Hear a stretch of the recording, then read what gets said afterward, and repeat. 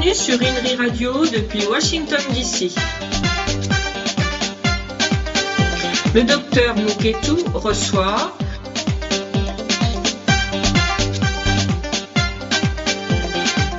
une émission politique, économique et culturelle avec la participation de femmes et hommes universitaires, politiques, économistes de tous les continents, Afrique, Asie, Europe, Amérique.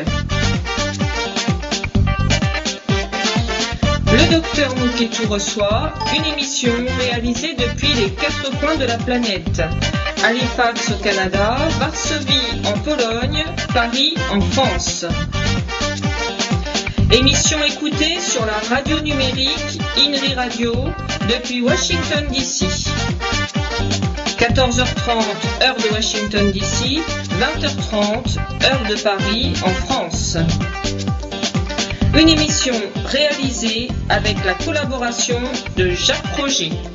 Gabonais, nous aurions donc depuis Bordeaux le professeur Bruno Elangema, que vous connaissez déjà, qui passe plusieurs fois sur nos antennes. Nous aurions aussi le docteur Bruno Ben Mobamba, qui vit aussi en France, et monsieur Joël Biamani Njorere, qui vit à Toronto, aux États-Unis. Ils seront donc mes trois invités. La politique étrangère, si vous voulez, du Gabon, depuis l'arrivée de monsieur Ali Bongo Ondimba au pouvoir en 2009, arrivé contesté par l'opposition gabonaise depuis 2009. Nous allons voir est-ce que monsieur Ali Bongo Ondimba, en voyageant dans le monde, est-ce que c'est une façon de relancer sa légitimité sur le plan international? Des internautes qui certainement vont nous envoyer des questions, et puis les membres du panel qui pourront intervenir en direct en posant leurs questions ou bien en faisant une analyse, pourquoi pas, une analyse comparative avec leur pays d'origine, à l'instar de la Côte d'Ivoire, de la Guinée-Conakry, ou bien d'autres pays africains tels que le Togo, le Bénin, et puis le docteur Muketu reçoit dans quelques instants. Nous aurons donc nos invités qui seront en ligne depuis la France et les membres du panel éparpillés un peu dans les quatre coins du monde. Émission Docteur Muketu reçoit. Alors, je voudrais vous signaler aussi pour les auditeurs qui nous écoutent, INRI Radio Langema et monsieur Télésphore Obam Komo. Par contre, le docteur Joël Biamani Njorere, il vit au Canada. Les thèmes sont les chaînes internationales.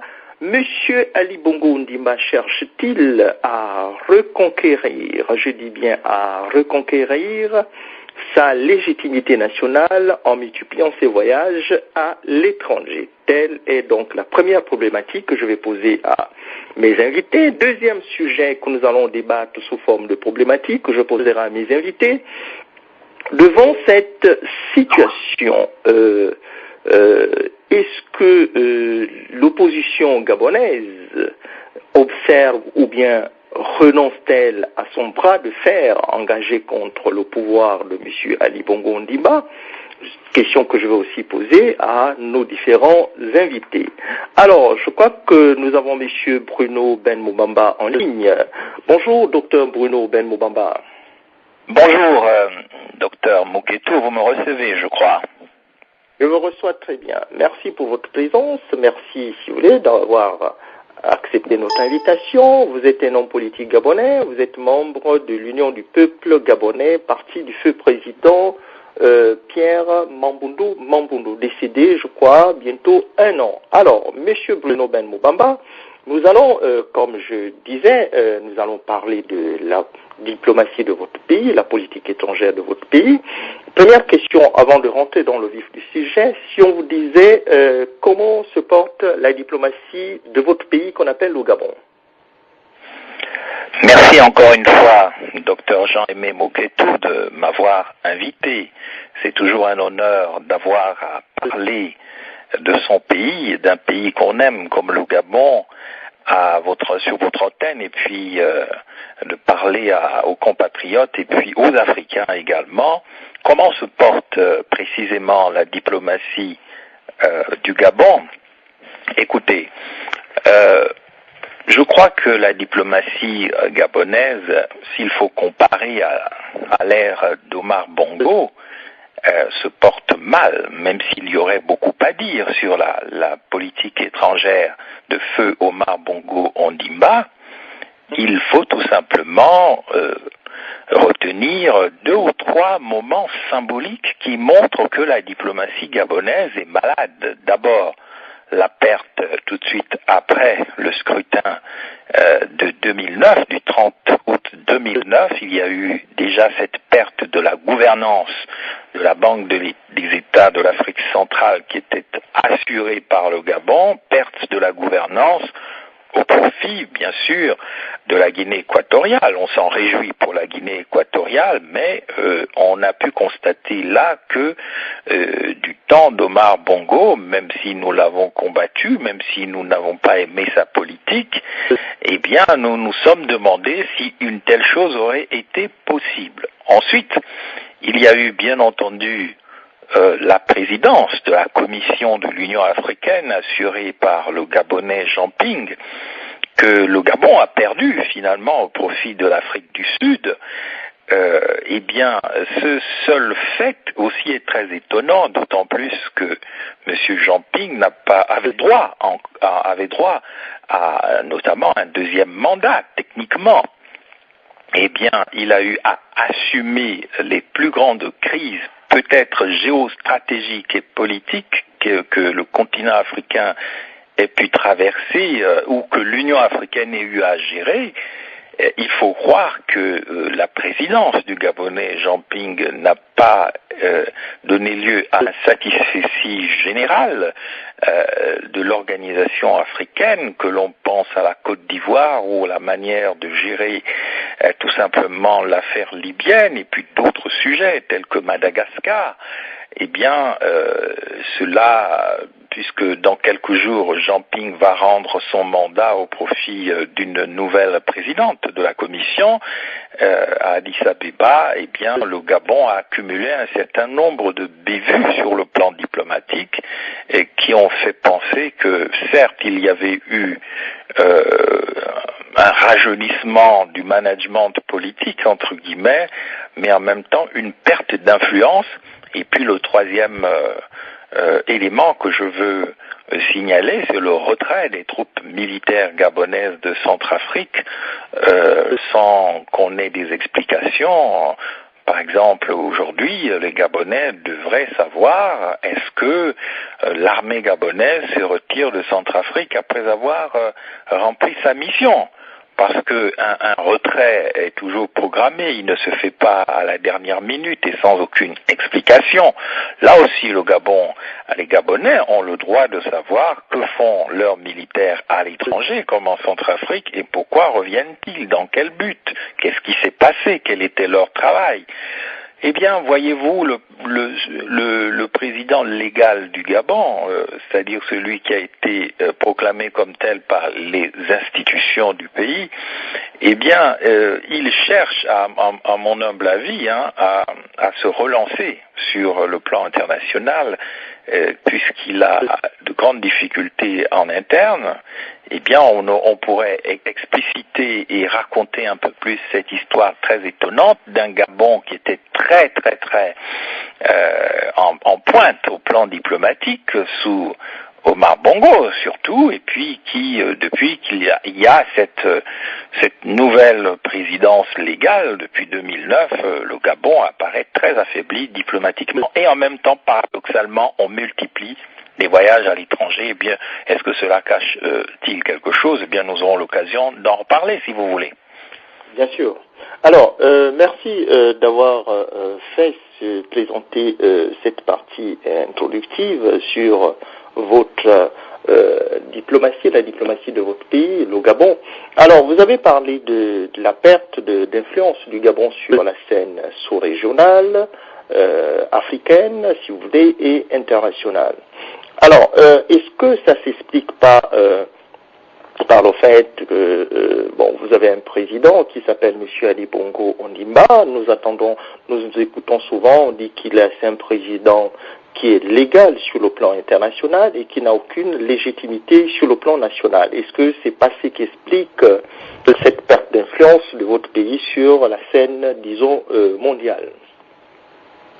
Docteur Moketo, vous avez en principe raison, parce que l'autorité politique et le rayonnement diplomatique dépend aussi de la légitimité, parce que même si vous êtes légalement le président, c'est-à-dire que vous avez été proclamé comme tel par les institutions de votre pays, il vous faut une sorte de légitimité, surtout aujourd'hui où le monde est devenu un village planétaire, avec les réseaux sociaux, avec les moyens de communication. Désormais, les gens savent que leur vie pourrait être différente. Ce n'est plus comme au temps de nos parents qui savaient que leur vie était difficile, mais ils n'avaient peut-être pas le choix. Mais aujourd'hui, avec les téléphones portables, avec Facebook, Twitter, les télévisions, les gens, les Gabonais savent que leur vie pourrait être différente. Et aujourd'hui donc, les Gabonais ne font pas seulement que souffrir physiquement, ils souffrent moralement, ils souffrent spirituellement, c'est-à-dire ils souffrent de souffrir.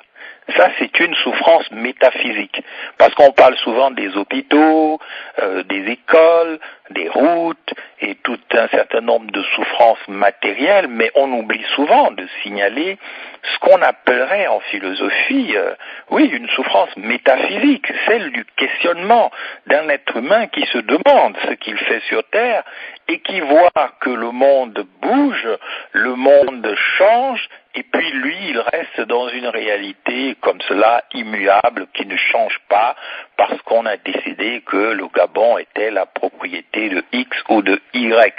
Voilà pourquoi j'ose dire que les Gabonais souffrent de souffrir.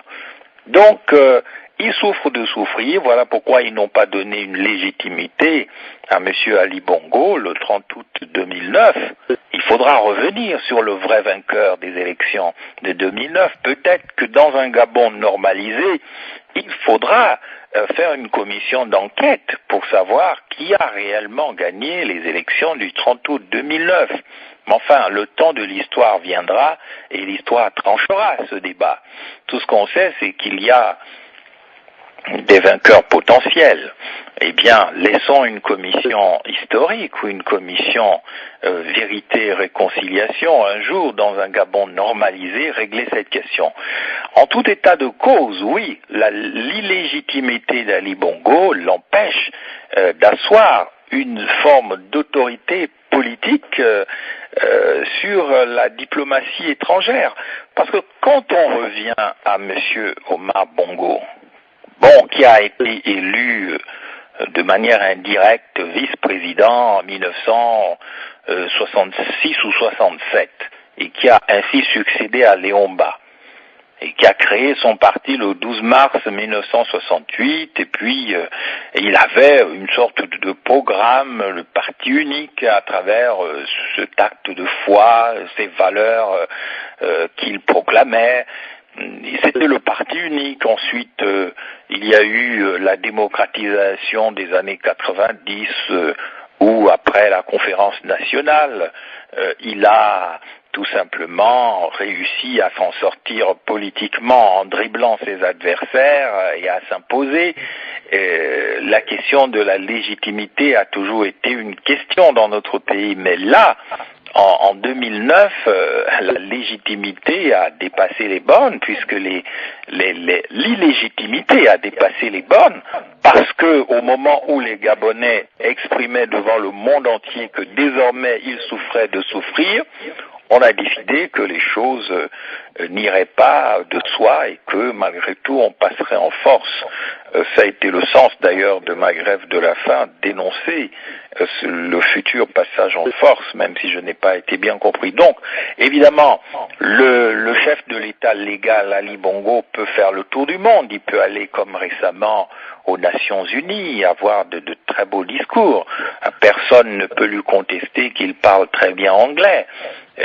Nous savons que il manie très bien l'anglais ou l'arabe. La question n'est Oui, justement, le fait de manier cette langue, la première langue du monde, l'anglais, est-ce que c'est pas ce qui pousse au président Barack Obama d'être très proche de votre président illégitime, bien sûr, au Gabon, et d'égal sur la scène internationale? Parce que nous avons deux images, l'image de ce président illégitime au Gabon, légal, disons, aux États-Unis, donc à l'ONU, qui a fait une photo avec le président le plus puissant du monde, et nous connaissons l'influence, par exemple, de la France au niveau du Gabon. Le président français était à l'ONU et il n'a pas fait une photo officielle avec votre président illégitime, Monsieur Ali Bongo Ondimba. Est-ce que c'est pas cette langue qu'il manie, disons cette langue, c'est-à-dire l'anglais qu'il parle, qu'il utilise quand il est avec Barack Obama, qui est à l'origine, si vous voulez, de tout ce que nous observons, par exemple, au niveau des photos? Bon, c'est vrai que Monsieur Ali Bongo est un cinquantenaire, un quinquagénaire qui a le sens de la communication. Donc oui, j'ai remarqué avec vous que lors de la 60e Assemblée générale des Nations Unies,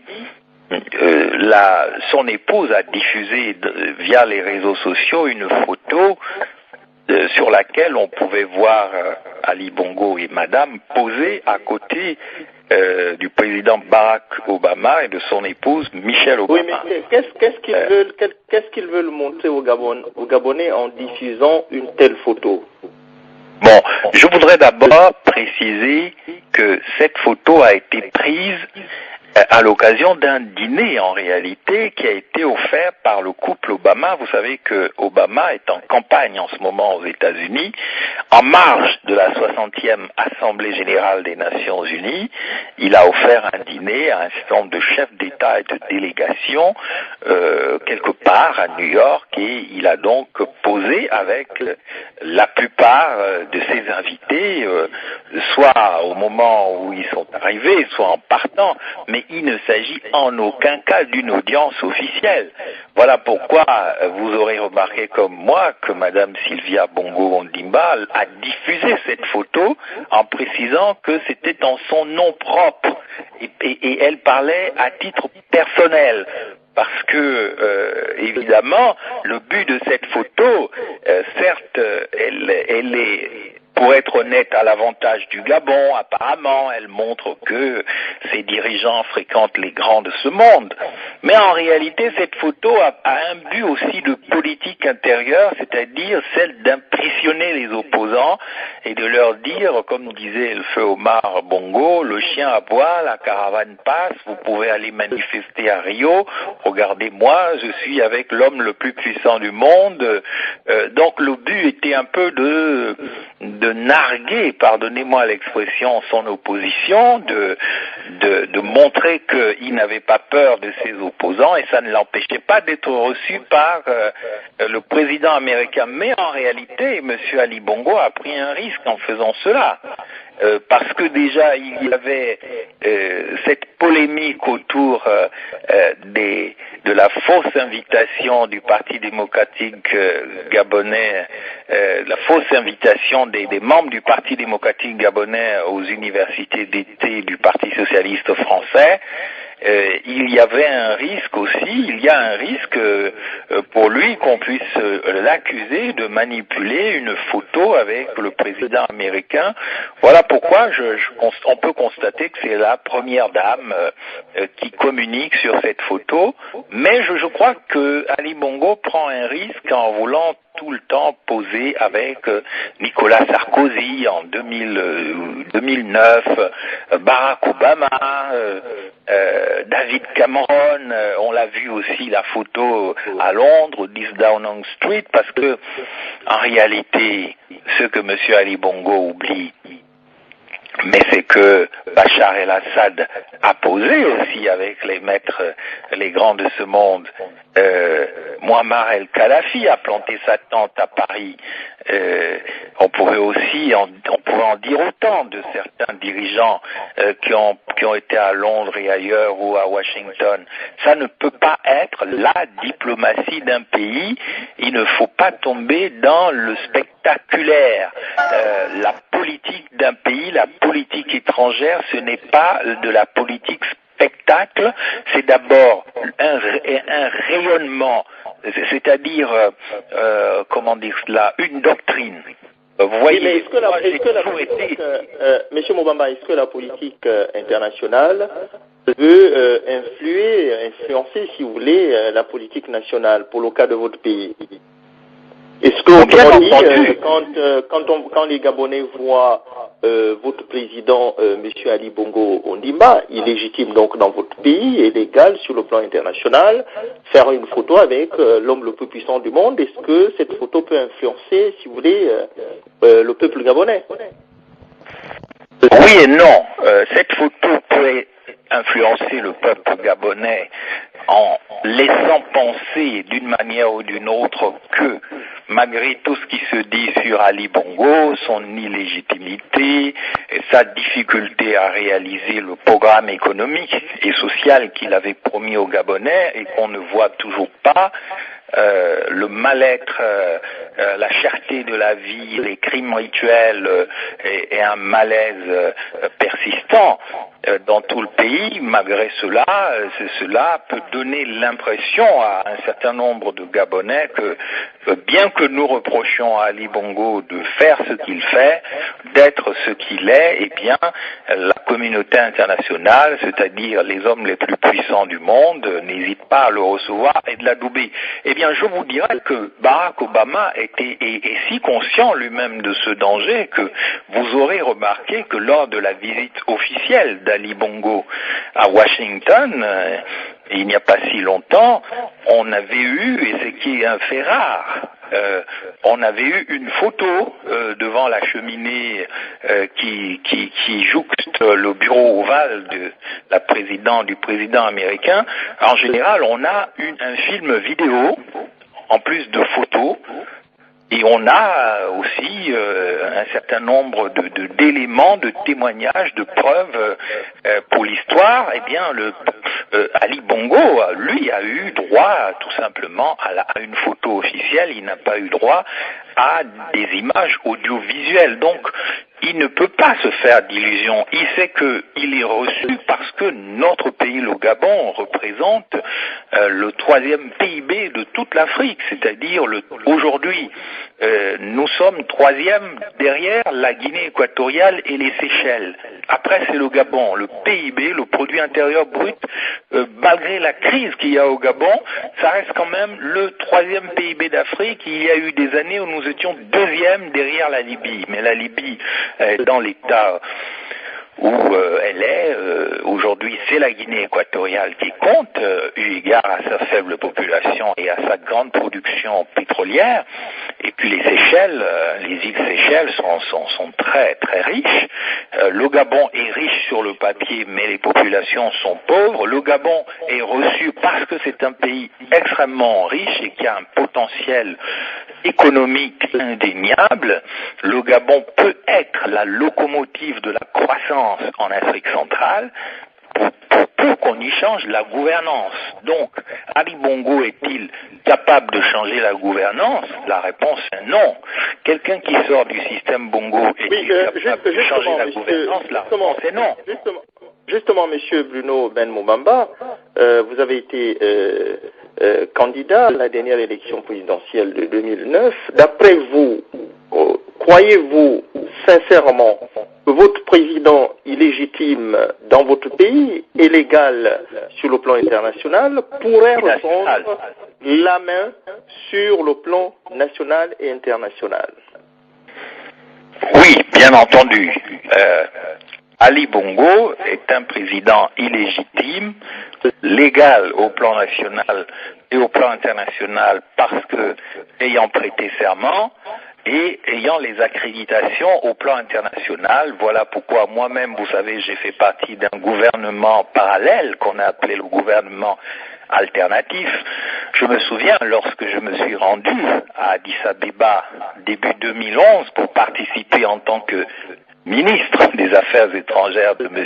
Mbaobam à une réunion des chefs d'État et des gouvernements, vous vous rappelez de cet événement sur lequel les médias gabonais glosent de temps en temps, eh bien, j'ai pu constater que, en discutant avec les responsables de l'Union africaine, que je les mettais dans un grand embarras en pénétrant dans l'enceinte de la commission de l'Union africaine. C'est toute une affaire où j'ai pu voir non seulement le malaise de l'Union africaine, parce que les accréditations sont au nom d'Ali Bongo. À partir du moment où la Cour constitutionnelle a parlé, même si nous contestons la présidence de notre Cour constitutionnelle, ce que la communauté internationale regarde, c'est qui a été proclamé vainqueur par la Cour constitutionnelle. Oui, et bien à partir de là, les accréditations se déclenchent. Maintenant, il est illégitime parce qu'il n'a jamais gagné les élections et nous le savons. Donc nous le contestons et nous ne voulons pas de cette illégitimité. Mais il faut en parler de manière rationnelle, intelligente et pas de manière folle. Donc maintenant, il cherche à se relancer sur le plan international. Pourquoi? Parce qu'il veut utiliser la communauté internationale pour faire pression sur les Gabonais pour que les Gabonais l'acceptent, alors que les Gabonais ne veulent pas l'accepter. Voilà la réalité. D'accord, très bien. Nous avons votre compatriote, M. Landry Amyang, Washington. Je ne sais pas s'il nous entend. M. Landry Amyang, Washington, bonjour. Monsieur Amyang, Washington, bonjour. Bon voilà, il n'est pas en ligne. Revenons, le docteur Bruno Ben Moubamba, sur le sujet en rapport avec la diplomatie de votre pays. Croyez-vous, monsieur Bruno Ben Moubamba, vraiment que monsieur Barack Obama aurait à gagner dans sa campagne électorale à poser avec un président d'un État qui ne respecte pas les droits de l'homme ni la souveraineté du peuple? Monsieur Bruno Ben Moubamba. C'est une question très importante que vous posez là. Est-ce que Barack Obama a quelque chose à gagner en posant avec Ali Bongo, un président contesté par son peuple? Eh bien, je crois que malheureusement, les sujets de politique étrangère, surtout lorsque ils portent sur l'Afrique, n'intéressent pas beaucoup l'électorat américain et non plus l'électorat français ou européen, en tout cas l'électorat occidental. L'élection américaine se joue sur des faits de politique intérieure. Maintenant, qu'est-ce qui peut amener un homme comme Barack Obama à poser à côté d'Ali Bongo, sachant l'utilisation qui sera faite de cette image? Eh bien, moi je crois que c'est à lui de le dire, mais je peux imaginer que, et c'est là où est toute mon inquiétude, les Gabonais doivent faire attention à ce que Ali Bongo n'utilise pas l'international pour s'imposer et ne pas écouter les Gabonais, ce que veulent les Gabonais. Par exemple, vous aurez constaté pendant les dernières crises qui ont secoué le continent africain, vous avez vu que le Gabon a voté des résolutions sans pour autant que le Parlement ou l'opinion gabonaise soit consultée. Ça a été quelque chose qui a été décidé comme ça en catimini, on ne sait pas pourquoi. Moi, je soupçonne Ali Bongo de vouloir entraîner le Gabon dans des aventures comme au Mali, où une intervention militaire de la CEDEAO est à l'ordre du jour. On ne sait pas quand est-ce qu'elle aura lieu, on ne sait pas si les Nations Unies ont décidé cette intervention, mais je me souviens qu'Ali Bongo a déjà déclaré qu'il était pour une intervention militaire, mais en tout état de cause, ce n'est pas à un pays d'Afrique centrale de venir se mêler d'une intervention militaire qui sera faite sous supervision de la CEDEAO, c'est-à-dire de l'Afrique de l'Ouest.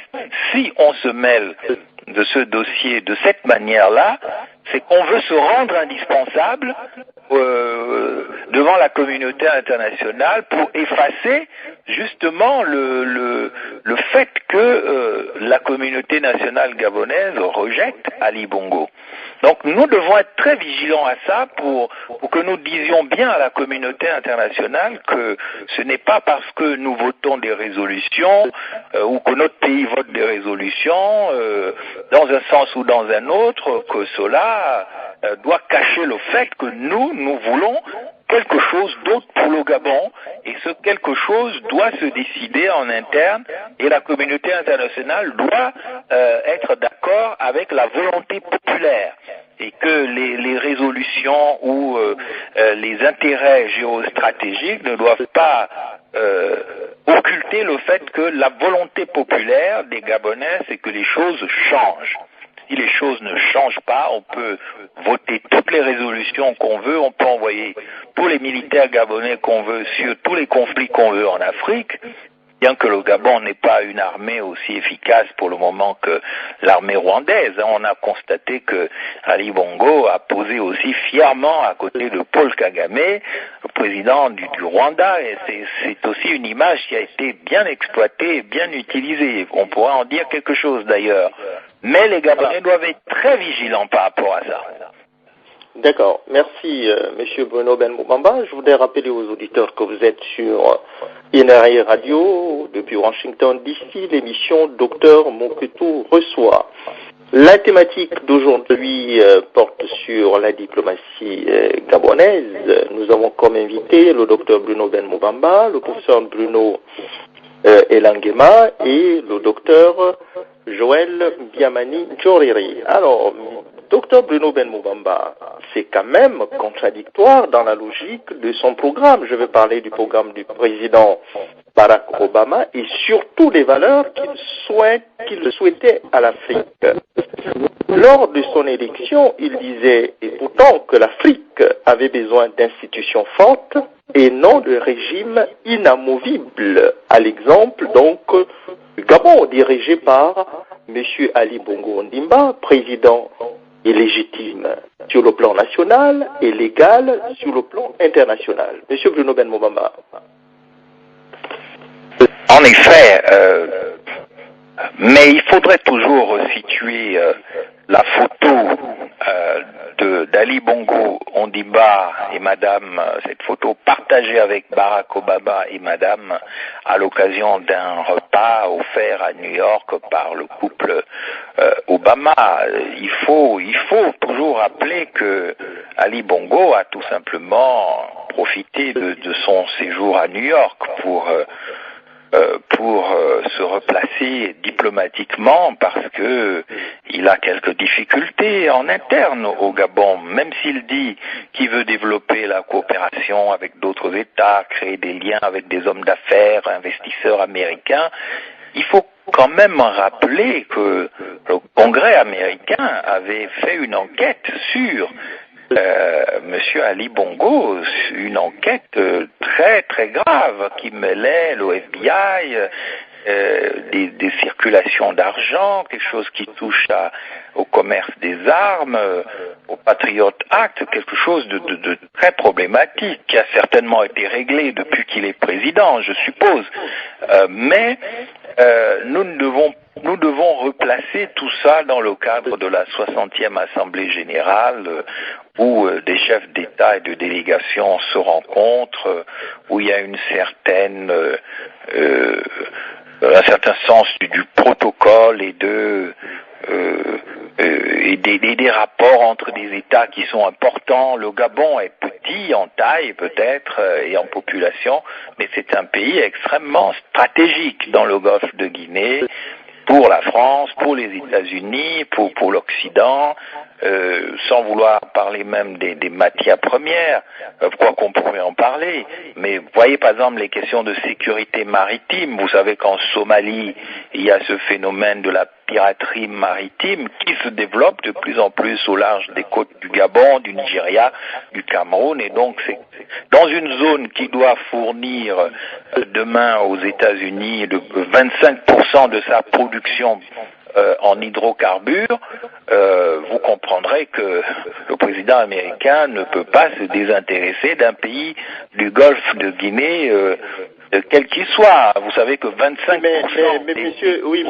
Monsieur Bruno Ben Moubamba, comment pourrait-il apparaître, c'est-à-dire monsieur Barack Obama, crédible auprès de toute la communauté africaine dont il est, ça il faut le préciser, par ailleurs originaire, s'il se contredit à l'orée d'une nouvelle, comment dirais-je, échéance électorale américaine?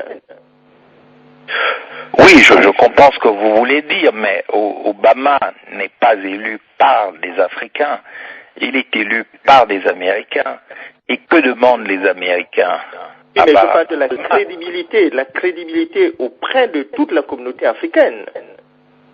Écoutez, l'histoire entre Barack Obama et la communauté africaine n'est pas finie. Oui, nous savons que son livre autobiographique s'appelle Les rêves de mon père. Son père qui était un opposant kényan, qui est d'ailleurs mort de son opposition à la dictature. Vous savez que Barack Obama a été au Kenya, il connaît la situation en Afrique, mais vous comprendrez que cette histoire n'est pas terminée puisqu'il a un deuxième mandat en jeu. Est-ce que ce deuxième mandat, il pourra dévoiler un peu plus à l'Afrique sa part africaine? Parce qu'il faut le reconnaître. Dans son premier mandat, vous voulez dire, docteur Bruno Ben Moubamba, vous voulez dire que le président Barack Obama est en train de réserver son second mandat pour poser des actes concrets dans le continent africain? C'est ce que vous voulez dire? Vous pensez que le président Barack Obama pourra aller affronter directement la France dans ces domaines qu'on appelle domaines réservés? Non, je ne vais pas lire dans une boule de cristal. Vous savez que la France et les États-Unis ont des intérêts partagés, ont des intérêts communs. Vous savez que la France a été le gendarme de l'Occident pendant la guerre froide. Il ne s'agit pas d'un affrontement à venir entre les États-Unis et la France sur le continent africain. Cela est impossible. Non, par contre, tous les Africains ont constaté que bien qu'il ait été d'origine afro ou d'origine africaine, de par son père, Barack Obama a donné l'impression, pendant son premier mandat, de se désintéresser quelque peu de la politique africaine en apparence, mais à mon avis, c'était peut-être en apparence. Je parie sur un deuxième mandat qui devient de plus en plus probable de Barack Obama, peut-être chez lui pour concilier sa part africaine, ou plutôt afro-américaine, et la part de sa mère, qui est donc une blanche américaine. Eh bien, on a l'impression que au cours de son premier mandat, Barack Obama a beaucoup plus vécu les rêves de sa mère blanche, et que peut-être qu'il réserve à son dernier mandat de pouvoir accomplir quelques rêves de son père, puisque je le dis, puisque le livre autobiographique de Barack Obama, le titre est précisément Les rêves de mon père. Maintenant, quels étaient ces rêves? Probablement une Afrique un peu plus démocratique, une Afrique plus développée. Est-ce que cela sera possible au vu de la dangerosité du monde actuel? Moi, je ne peux pas le dire, je ne peux pas lire dans une boule de cristal. Mais c'est vrai que l'histoire de Barack Obama, entre Barack Obama et l'Afrique, reste encore à écrire. Son élection a soulevé beaucoup d'espoir chez beaucoup de monde, d'abord aux États-Unis, mais aussi dans le monde. Eh bien, oui, c'est vrai, nous en attendons plus. Nous attendons plus de lui. D'accord, très bien. Alors, chers auditeurs, je voudrais vous rappeler que vous êtes sur Inari Radio depuis Washington DC, émission Dr Moketo reçoit. Je reçois aujourd'hui le professeur Bruno Elangema qui sera tout à l'heure en direct. Vous avez écouté le docteur Bruno Ben Mbamba et j'aurai aussi en direct le docteur Joël Mbiamani Djorire depuis le Canada. Le thème d'aujourd'hui porte sur la place du Gabon sur la scène internationale. Est-ce que M. Ali Bongo Ondimba cherche-t-il à reconquérir sa légitimité nationale en multipliant ses voyages à l'étranger? Voilà, M. Bruno Ben Mbamba, nous avons votre compatriote Landry Amyang, Washington, et le pasteur Nda qui sont en ligne. Je vais d'abord aller du côté de Miami, prendre M. Amyang, Washington. M. Amyang, Washington, vous voulez intervenir ou poser une question à nos invités? Oui, bonjour à tout le monde. Bonjour, Dr Moketo.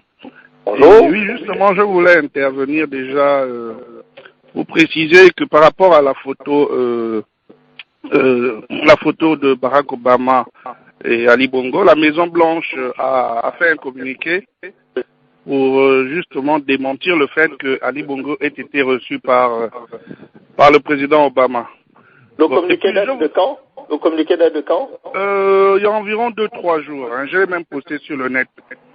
Donc, il y a déjà ça. Et puis. Mais pourquoi se démentir? La photo existe bel et bien.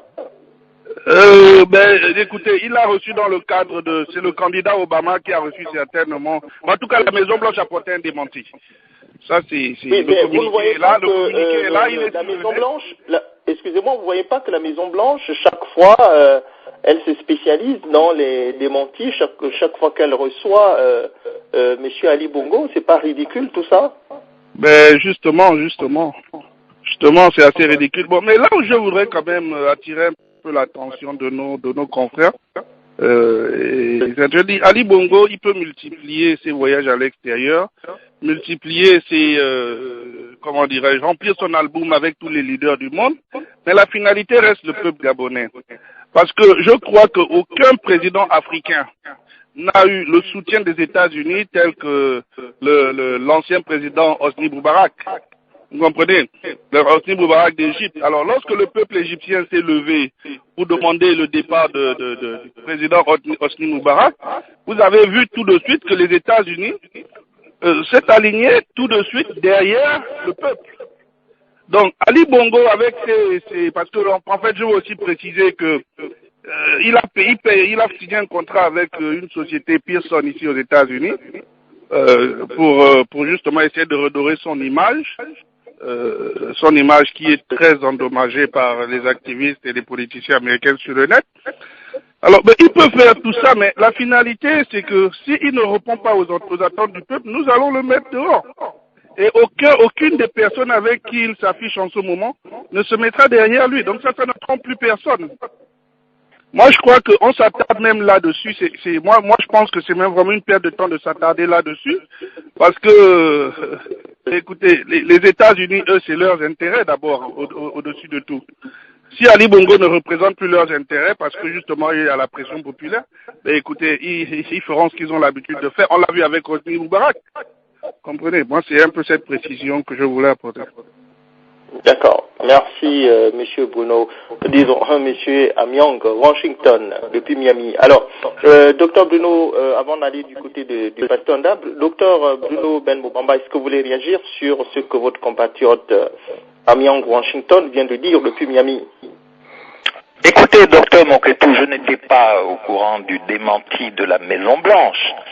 Mais ce démenti, est-ce que selon vous, est-ce que d'après vous, c'est pas un peu ridicule ce genre de démenti?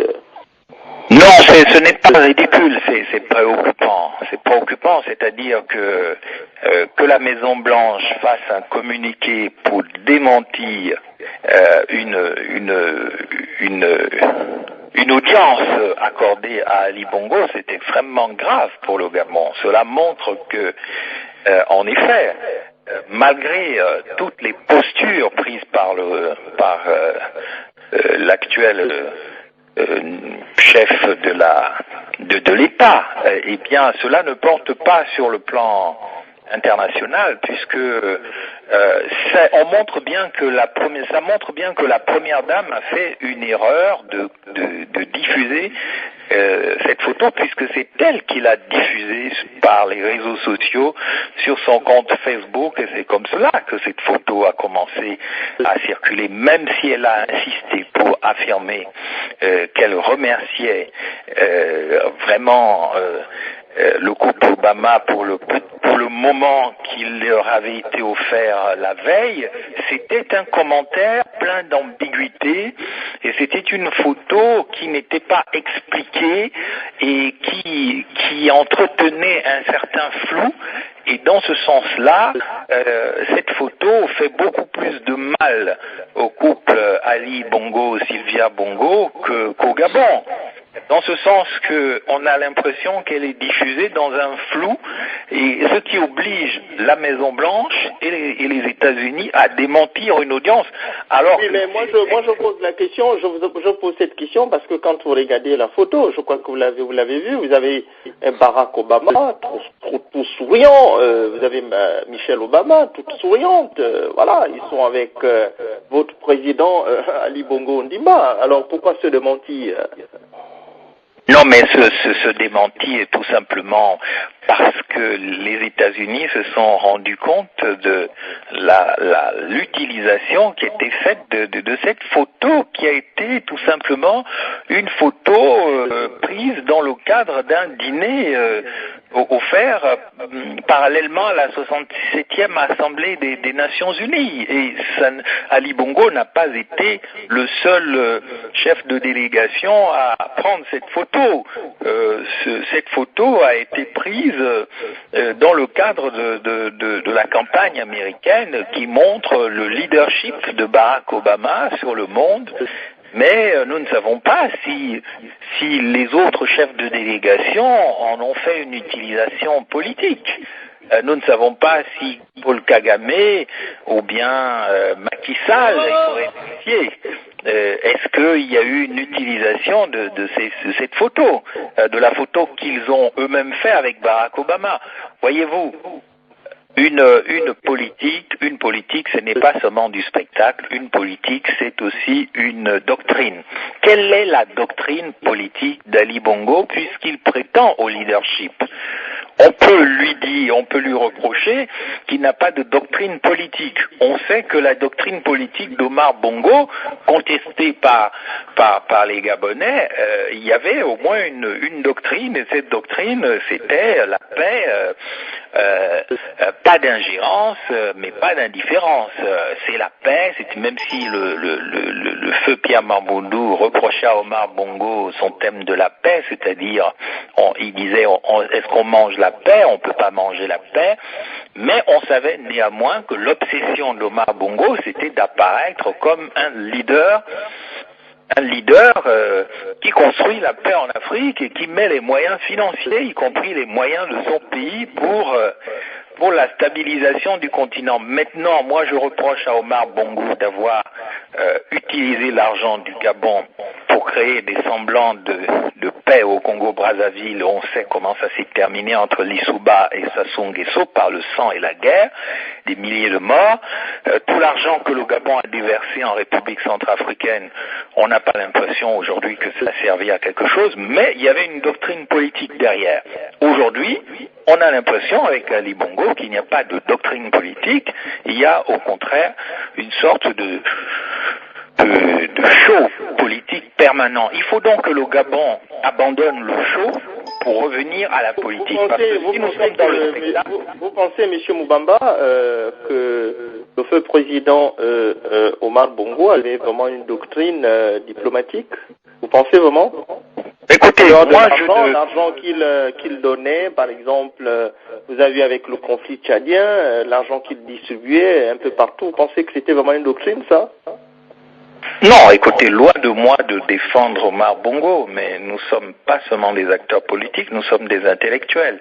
Et nous ne sommes pas seulement des activistes, nous sommes des penseurs. Et lorsque les gens sont, en plus de leurs activités politiques, des intellectuels, ils ont le devoir de parler de manière objective et c'est ce que j'essaie de faire depuis des années. Donc je vous dis que Omar Bongo a utilisé l'argent du Gabon pour tout simplement apparaître comme un médiateur parmi les médiateurs sur le continent africain. Certes, il a utilisé l'argent et l'achat des consciences, Dieu et son âme, ce n'est pas une façon de critiquer un mort, mais cependant, il y a quand même eu des résultats puisque Jean Ping à la présidence de la Commission de l'Union africaine, bon, c'est l'argent du Gabon, on le sait aujourd'hui.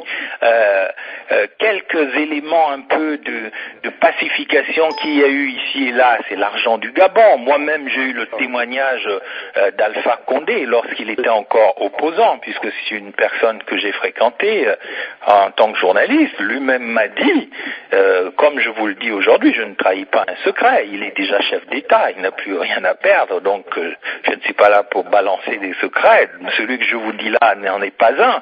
Mais Alpha Condé m'a dit un jour que sans Omar Bongo, en sortant de prison où un dictateur l'avait mis, jamais il ne s'en serait sorti, puisqu'il n'avait pas d'argent pour faire de la politique. Il m'a dit, c'est Omar Bongo qui m'a donné un avion et puis qui m'a donné de l'argent. Aujourd'hui, Alpha Condé est président de la Guinée-Conakry.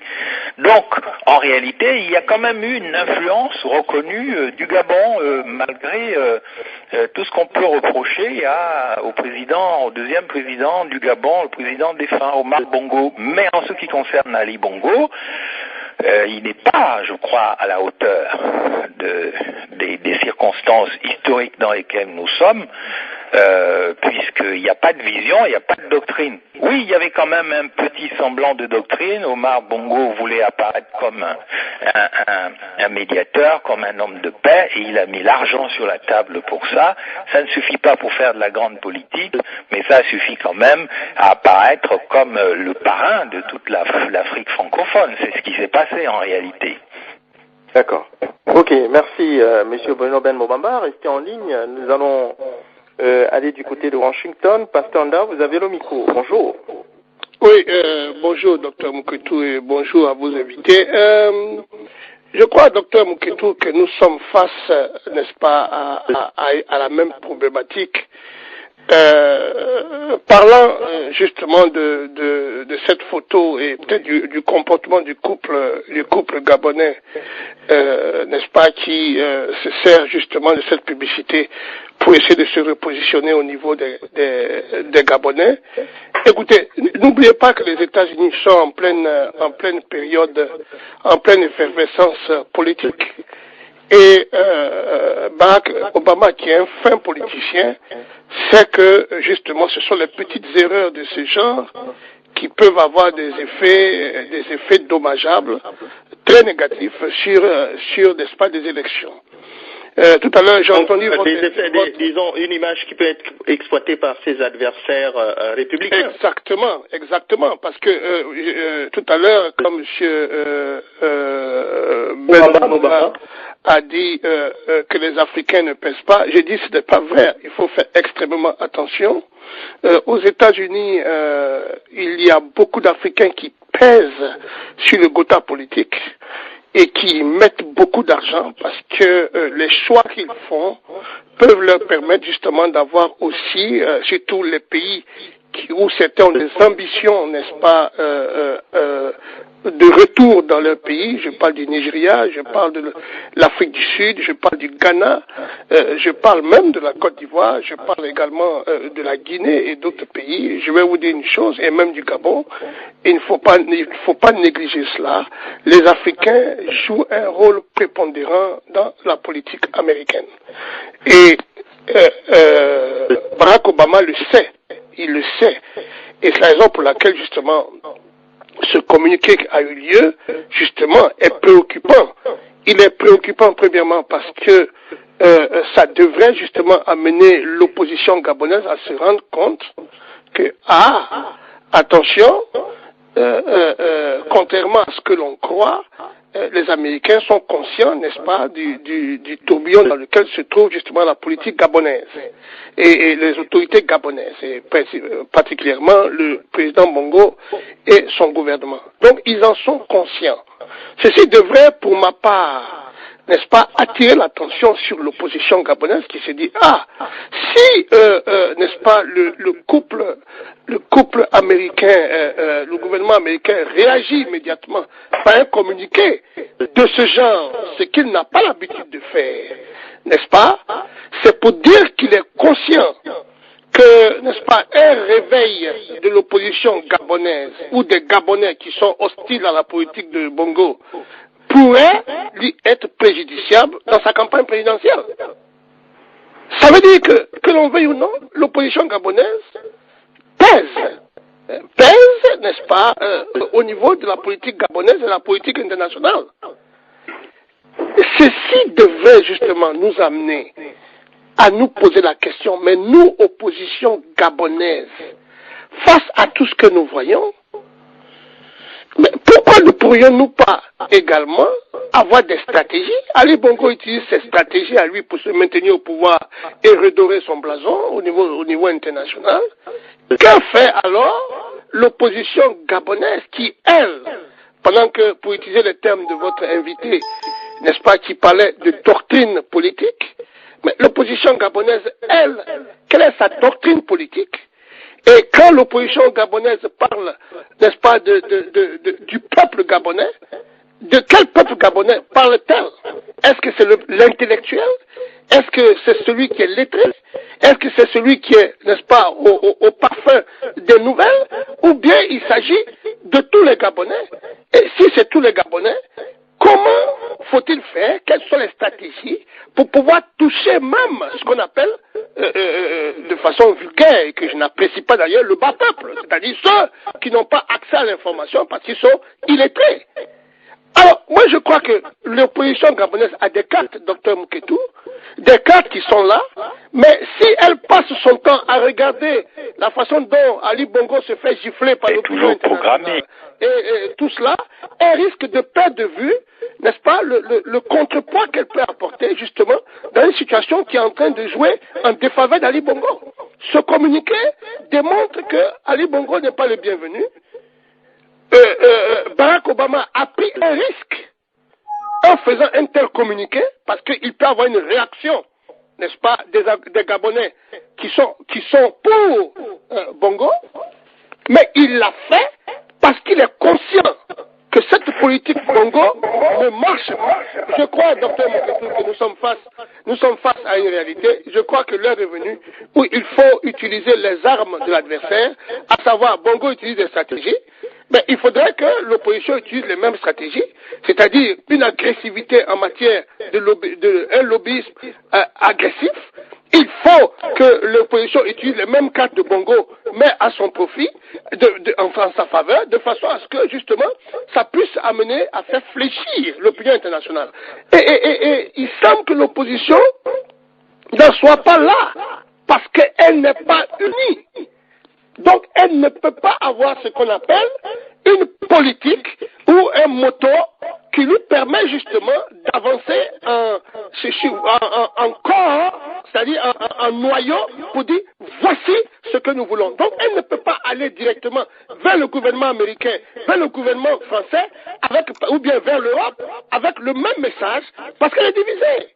Le problème, elle est divisée parce qu'il y a encore ce souci, ça se perçoit, je m'excuse, hein, je ne suis pas gabonais, mais je suis africain, et nous voyons en fait qu'il y a ce qu'on peut appeler des têtes de pont, et il va falloir que vous puissiez arriver à mettre tout ça ensemble, de façon à ce que vous puissiez poser sur le terrain des stratégies claires qui vont de la négociation au lobbyisme, et puis à la pression, la même pression qui est mise sur Obama à cause de cette photo, peut être utilisée comme une bonne pression pour amener l'opinion internationale à se rendre compte que Ali Bongo n'est pas l'homme qu'il faut aujourd'hui au Gabon.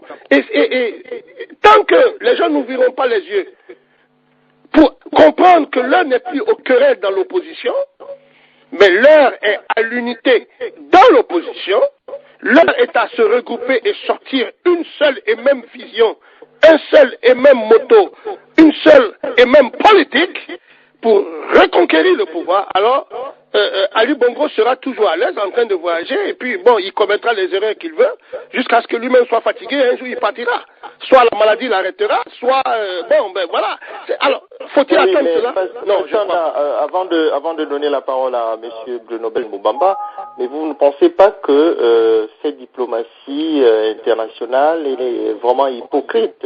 Est-ce que M. Barack Obama, qui dirige la première puissance économique du monde, la première puissance militaire, la première puissance diplomatique, n'était-il pas informé que M. Ali Bongo Ondimba est un président qui pose problème avant de faire cette photo? Oui, il est informé, mais vous oubliez une chose, c'est que actuellement Barack Obama a tellement dans son assiette. Il y a la campagne présidentielle, il suit ça de très près, il y a tellement d'enjeux, actuellement le monde entier est bouleversé. Écoutez, les services de renseignement, nous savons qu'actuellement ça bouge. Il est au courant. Mais je vais vous dire une chose. S'il y a eu un tel communiqué, c'est parce qu'il y a eu une réaction. C'est ce qui ne se dit pas qui devrait attirer l'attention de l'opposition gabonaise pour dire attention, mais nous pesons lourd dans cette affaire. Nous pesons lourd. La preuve, il y a eu un communiqué qui dément. Ça veut dire que le gouvernement américain ne veut pas justement avoir des problèmes avec l'opposition gabonaise.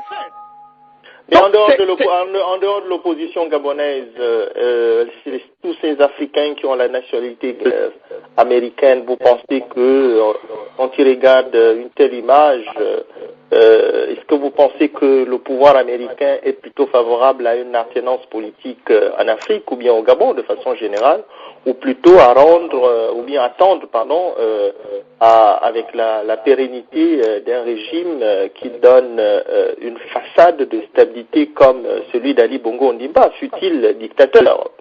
Très bonne question, très intelligente question que vous posez là. C'est là le fond. Docteur Mouketou, vous auriez dû être là vendredi, parce que vendredi on a posé le problème de la terre. Et on avait voulu vous avoir justement, malheureusement, pour parler du fait que la terre n'est pas seulement un problème d'agriculture, c'est une identité, ça ressort un problème identitaire. Donc, que l'Africain devienne Américain, cela ne peut pas tuer en lui justement ses racines. Et c'est justement, et c'est ça qui interpelle Obama. Il est conscient de cela, parce qu'il vient de là. Donc, il sait que bien qu'il soit Américain, il y a quelque chose qui ne peut pas mourir en lui. Et il est conscient que tous les Africains qui sont là sur le sol américain et qui sont américains ne sont pas coupés dans leurs racines de leurs origines, de leur histoire africaine et tout cela. Et il sait que lorsque ce volcan latent se réveillera, ça va faire boum. Il ne voudrait pas que ça fasse boum au moment où lui, il est en train de briguer n'est-ce pas, la deuxième partie de son mandat. Ça pose problème. Il dit non, on ne peut pas se permettre ça maintenant. Il faut réagir. D'ailleurs, Ali Bongo, on sait qu'il n'est pas le bienvenu au Gabon. Écoutez, ce communiqué nous met à l'abri. Mais en même temps que ça met à l'abri, ça doit attirer l'attention de l'opposition. Attention, nous comptons quand même.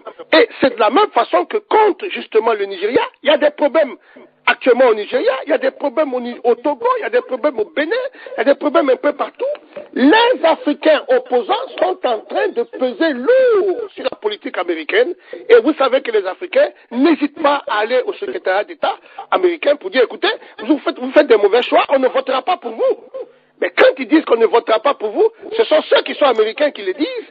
Et ils vont faire en sorte que les Blancs et que les vrais, ce que je peux appeler les Américains, n'est-ce pas, qu'ils ont trouvé là, puissent avoir une idée de ce qui se passe. Et ça, Barack Obama ne peut pas prendre ce risque. Je dis, Dr Mouketou, c'est intéressant. Je voudrais entendre monsieur Dr Ben Obama, mais aussi Dr Ella, professeur Ella. Je crois que c'est un débat très intéressant. Là, venu, votre opposition doit se réveiller et puis essayer de mettre sur table un véritable motto et qui va la pousser justement à avoir des stratégies claires et fortes. L'heure est venue où il faut mettre les querelles de personnes de côté et essayer d'atteindre et de faire d'Ali Bongo et son gouvernement le but à atteindre.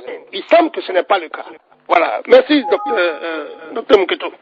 Merci, Pasteur Londa. En laissant en ligne, je voulais aussi signaler la présence du docteur Joël Biamani Njorere et de monsieur Len Alan Mbamani depuis New York. Je salue également le pasteur Nda. Son intervention m'a beaucoup interpellé, d'autant plus que je crois me souvenir qu'il est d'origine ivoirienne. En l'entendant parler, j'ai compris aussi qu'il parlait avec son cœur d'ivoirien. Vous savez que si on en est aujourd'hui en Côte d'Ivoire, c'est parce que les acteurs politiques peut-être portent une grande responsabilité dans l'implosion ou les explosions qui ont eu lieu en Côte d'Ivoire, parce que aucun n'a pu peut-être parler au nom des intérêts supérieurs de ce pays. Et il ne faut pas justement que, alors que la Côte d'Ivoire nous donne le contre-exemple de ce qu'il faut faire, aujourd'hui, l'opposition gabonaise s'amuse aussi dans des stratégies qui ne sont pas cohérentes, qui ne seraient pas fortes, qui seraient tout simplement pas à la hauteur de l'histoire. En ce qui me concerne, j'ai mes défauts, j'ai mes qualités, mais je pense avoir une forme d'honnêteté intellectuelle qui fait que lorsque je vois que quelque chose ne va pas, je m'efforce de marcher même sur mes sentiments pour dire que ça ne va pas. Parce que aujourd'hui, le système Bongo doit être démantelé au Gabon. Il ne s'agit pas de faire des arrangements pour faire survivre un système, un jeu de chaises musicales. On prend celui-ci pour remplacer tel autre. Moi, ce que j'ai toujours demandé en tant qu'opposant, c'est que tout le monde soit d'accord sur la nécessité de démanteler le système. C'est justement parce que, en tant qu'ancien journaliste, j'ai vu que les acteurs politiques ivoiriens sont arrivés tout simplement à amener leur pays à une situation où ce pays va probablement mettre 20 ans à se remettre de la situation dans laquelle la RCI y est. On n'a pas, je vous renvoie à un excellent article de cette semaine paru dans Jeune Afrique. Je n'approuve pas toujours les articles de Jeune Afrique, mais parlant de la situation de la Côte d'Ivoire, ils ont posé 10 questions intéressantes.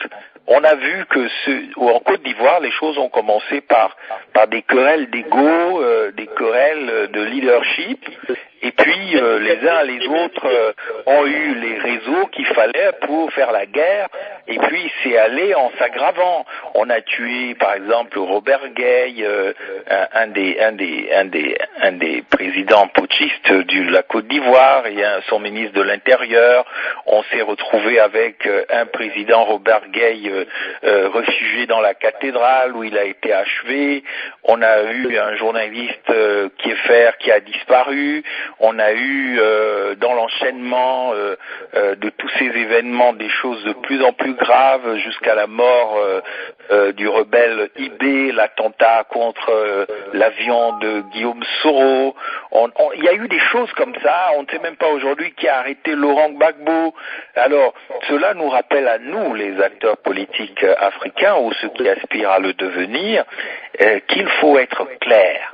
Il faut être clair sur les questions d'argent, il faut être clair sur les questions d'éthique, il faut être clair sur les questions économiques, les questions politiques, les questions des valeurs. Parce que sans cela, l'union de l'opposition sera toujours un vœu pieux. Moi, je crois que tout le monde veut le changement, docteur Moketo, pasteur Monsieur Obama, avant d'aller du côté de Madame Noa et de vos compatriotes qui sont en ligne, croyez-vous que c'est l'opposition gabonaise qui se trompe de stratégie? Docteur Moketo, je n'irai pas jusqu'à dire cela, mais puisque nous sommes sur un dossier international, moi je pose la question aujourd'hui, avons-nous les armes outillées pour analyser les questions géostratégiques, les enjeux que font peser sur le Gabon le contexte international. Vous savez que moi j'ai été ministre des Affaires étrangères, entre guillemets, dans un gouvernement alternatif. C'est donc que je suis conscient de l'impact des questions internationales sur la politique intérieure. Par exemple, aujourd'hui, les Gabonais et l'opposition gabonaise doivent savoir que à partir du moment où le Gabon préside le Conseil de sécurité, comme cela s'est passé pendant des crises très importantes, cela a un impact sur la présence d'Ali Bongo ou pas au pouvoir. Il faut donc se préparer à cela. S'il y a le problème au Mali, il faut se préparer à cela. S'il y a un embrasement du continent africain sur les questions d'Al-Qaïda au Maghreb avec l'impact sur l'Afrique subsaharienne, le combat politique, ce n'est pas seulement crier sur les toits, Ali doit partir au Nigeria ou Ali doit faire ceci ou cela, mais c'est aussi, comme disait le pasteur Nda, quelle est notre doctrine politique? Sur quoi nous appuyons-nous pour revendiquer le changement? Il y a tout un travail intellectuel à faire, un programme à proposer au peuple gabonais, et là je m'adresse singulièrement aux nouvelles générations, ceux qui aspirent à devenir des acteurs politiques au Gabon. Moi-même j'ai été un activiste, chacun le sait, mais à un moment il faut savoir aussi se mettre au travail, même si l'activisme est un travail, il faut à un moment... Monsieur Mobamba, qui crie sur les toits d'après vous?